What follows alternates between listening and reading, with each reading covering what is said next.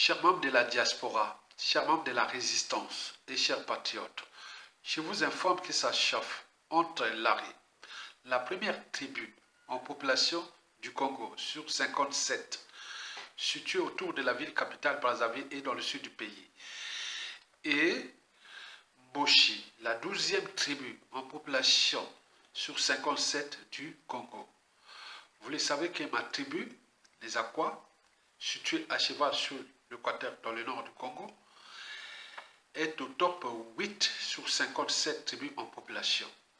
Par ailleurs, cette énergumène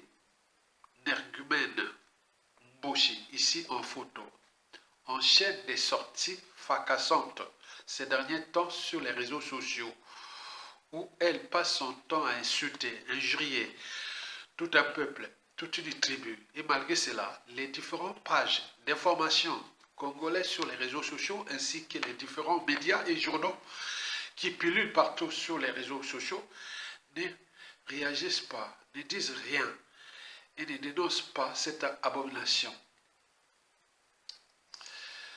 Toutefois, voici ces propos tenus en toute impunité contre toute une tribu. Je cite: nous les Mboshi, nous avons le pouvoir. Nous les Mboshi, nous avons le pouvoir. Le Congo nous appartient et les Lari ne feront rien. En tant que Mboshi, nous avions tous les droits sur eux. D'ailleurs, si je croise un Lari, il va comprendre ce que je vais lui faire. Ces animaux ne sont rien et ne valent rien. Fin de ces propos parmi tant d'autres. Mesdames, Messieurs, peuple congolais, ce qui précède peut se résumer en 3 mots-clés.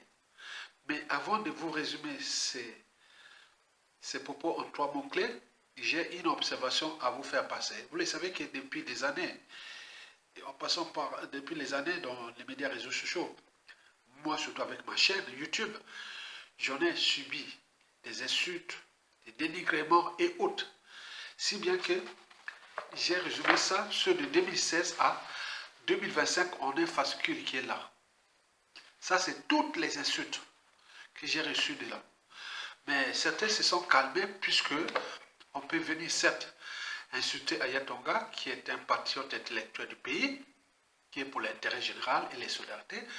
Mais en retour, quand vous allez penser au pays, vous avez vos poches à bien connaissance, non pas d'eau potable, pas d'électricité, les hôpitaux bourgeois, le pouvoir d'achat, c'est-à-dire salaire, pension, retraite, tout dans la merde.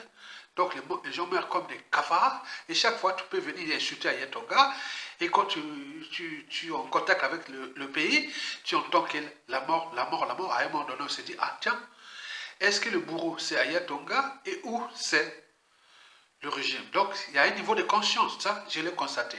Et si bien que depuis 2016, ça montait comme ça, jusqu'à peu près 2019-20, après là ça commence à descendre puisque l'hécatombe de la condition humaine, sociale et existentielle au Congo est telle que, donc on ne peut pas venir insulter comme ça, voilà, donc vous imaginez.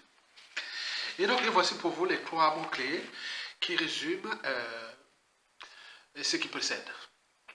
Le premier mot-clé sur 3, c'est l'idiotie de cette femme, puisque il ne sait pas que les bourreaux des Mboshi ne sont pas que les Lari ou des Sudistes qu'ils ont pétiné, fracassé, mais également les nordistes qui ont pétiné, fracassé. Il y a 2 prisonniers politiques qui sont là, 8, 9, 10 ans en prison. Et ceux qui avaient aidé Sassou Nguesso, ils ont tous, voilà, le nord est dans la merde à cause de ces Mboshi. Ça, ils ne se rendent pas compte de ça. Et le deuxième mot clé sur 3, c'est la frustration. Elle est certes frustrée, je ne sais pas pour quelle raison, mais ceux qui l'insultent. Mais vous savez, historiquement, on connaît bien l'histoire du Rwanda entre les Tutsis et Hutus. Quand les Hutus insultaient les Tutsis, aujourd'hui, vous imaginez.